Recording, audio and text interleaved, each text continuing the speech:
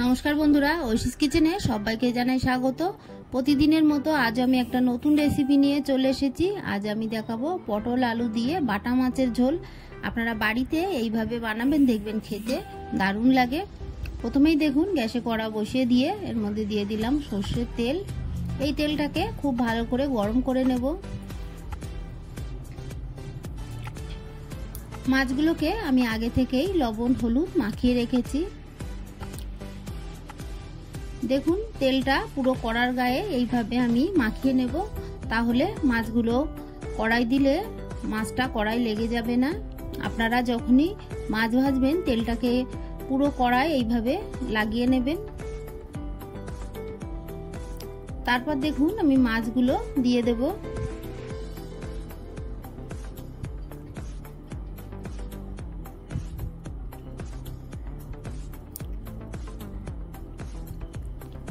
পটল দিয়ে এইভাবে যদি বাটা মাছের ঝোল করেন খেতে লাগবে অসাধারণ। বাড়িতে অবশ্যই একবার বানাবেন আর পুরো ভিডিওটা দেখার অনুরোধ জানাই।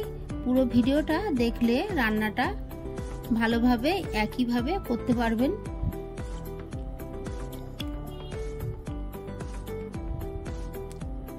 মাছগুলোকে আমি দিয়ে একটু সরিয়ে দিলাম, তাহলে মাছগুলো খুব ভালো করে একটার গায়ে একটা লাগবে না। দিয়ে বেশ কিছুক্ষণ রেখে দিলাম। তারপর মাছগুলোকে উল্টে পাল্টে ভেজে নেব।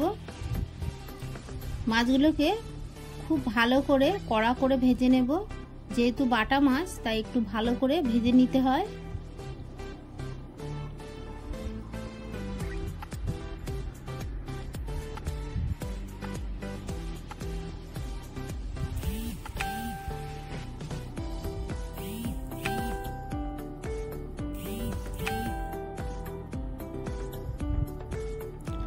বেশ কিছুক্ষণ নেড়ে চেড়ে মাছটাকে আমি বেশ সুন্দর করে ভেজে নেব। দেখুন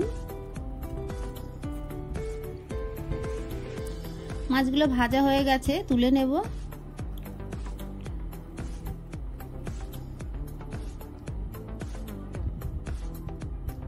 এই তেলের মধ্যে বাকি মাছগুলোকে দিয়ে ভেজে নেব। বাকি মাছগুলোকে দিয়ে একইভাবে বেশ কড়া করে ভেজে নেব।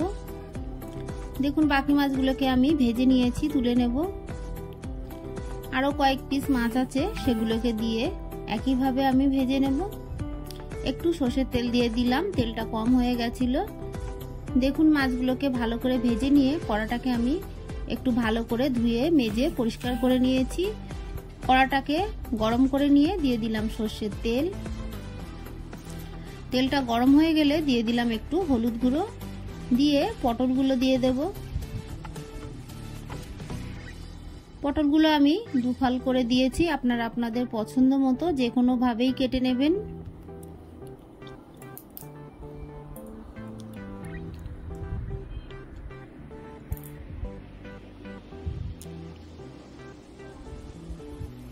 পটলগুলো দিয়ে দেব লবণ, খুবই অল্প লবণ আমি দিলাম। দিয়ে বেশ কিছুক্ষণ ভালো করে নেড়ে লালচে করে পটলটাকে ভেজে নেব। পটলে যে কোনো রেসিপিতেই পটলটাকে খুব ভালো করে ভেজে নিতে হয়, তাহলে খেতে ভালো লাগে। পটল ভাজা ভালো না হলে রান্না খেতে ভালো লাগবে না। দেখুন লালচে করে পটলগুলোকে আমি ভেজে নিয়েছি, তারপর তুলে নেব।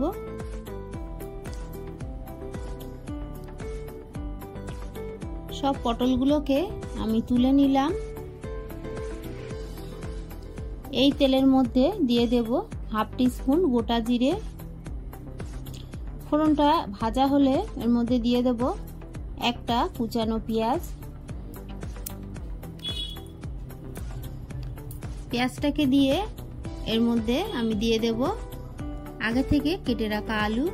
আলুগুলোকে আমি লম্বা লম্বা করে কেটে নিয়েছি। একটু লবণ দিয়ে দিলাম। দিয়ে দেব একটু হলুদ গুঁড়ো, হাফ টিস্পুন হলুদ গুঁড়ো আমি দিয়ে দিলাম। দিয়ে বেশ কিছুক্ষণ ভালো করে নেড়ে পেঁয়াজ আলুটাকে আমি একই সঙ্গে ভেজে নেব। আপনারা চাইলে পেঁয়াজটাকে কিছুটা ভেজে আলুটাকে দিতে পারেন। আমি পেঁয়াজ আলুটাকে একই সঙ্গে ভেজে নেব।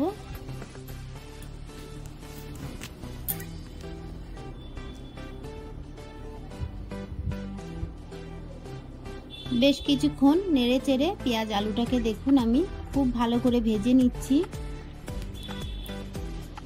ভেজে নিলাম। এরপর এর মধ্যে দিয়ে দেবো, দেখুন এখানে আছে আদা, কাঁচা লঙ্কা আর আছে গোলমরিচ।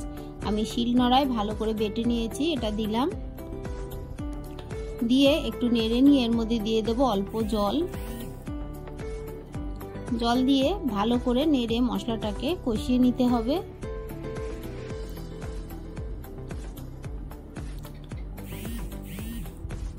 দিয়ে দেব লাল লঙ্কার গুঁড়ো।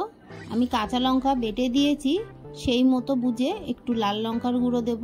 এটা দিলে কালারটাও ভালো আসবে আর একটু ঝাল হবে। দিয়ে দিলাম জিরে গুঁড়ো, 1 টিস্পুন জিরে গুঁড়ো দিয়ে দিলাম। দিয়ে বেশ কিছুক্ষণ নেড়ে মশলাটাকে কষিয়ে নিতে হবে।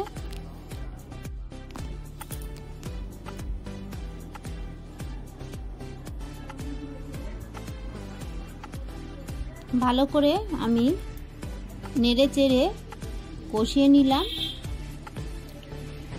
দিয়ে দেব আগে থেকে ভেজে রাখা পটল, দিয়ে আবারও একটু কষিয়ে নিতে হবে। দেখুন ভালো করে কষিয়ে নিলাম। আরও একটু হলুদ গুঁড়োর মধ্যে দিয়ে দিলাম। দিয়ে ভালো করে আমি নেড়ে চেড়ে কষিয়ে নিচ্ছি। এরপর দিয়ে দেব পরিমাণ মতো জল। আপনারা যতটা গ্রেভি রাখতে চান সেই মতোই জলটা দেবেন।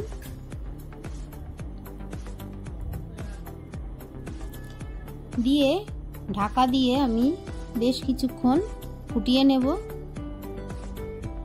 দেখুন ফুটে উঠেছে, একটু নেড়ে দেব। দিয়ে দেব ভেজে রাখা মাছ। মাছগুলোকে দিয়ে ভালো করে আমি মিশিয়ে নিলাম। তারপর ঢাকা দিয়ে আরো বেশ কিছুক্ষণ ফুটিয়ে নেব। আমি চেখে দেখেছি এর মধ্যে আরো একটু লবণ লাগবে, তাই আমি লবণ দিয়ে দিলাম। দিয়ে বেশ কিছুক্ষণ ফুটিয়ে নেব। আলুটা আর একটু বাকি আছে, তাই আমি আরো বেশ কিছুক্ষণ ফুটিয়ে নেব। রেসিপিটি খুবই সহজ, তবে খেতে দারুণ লাগে। আপনারা আমার মতো বাড়িতে একবার হলেও বাড়িতে বানাবেন আর আমাকে কমেন্ট করে জানাবেন আপনাদের কেমন লাগলো।